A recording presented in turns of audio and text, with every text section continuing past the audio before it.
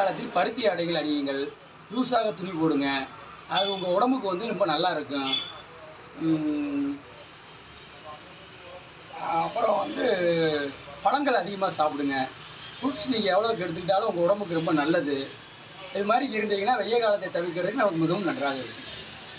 இந்த அளவிற்கு 70 வயதிற்கு மேல் கொண்டவர்கள் இந்த வெயிலில் வெளியில் வராமல் இருப்பதை நான் மிகவும் வேண்டி கேட்டுக்கொள்கின்றேன்.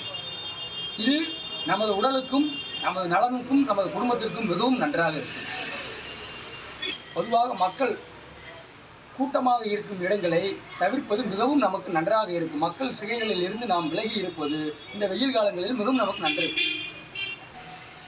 தயவு செய்து இந்த வெயில் காலங்களில் காலையில் மாலையில் 2 நேரங்களிலும் நீங்கள் குளிக்க வேண்டும். அப்படி குளிக்கும் பொழுது நமது உடல் மிகவும் குளிர்ச்சியாகவும் நன்றாகவும் வைத்துக் கொள்வதற்கு இது மிகவும் ஒரு சிறந்த வழியாக இருக்கும். தன்னாசித்துறை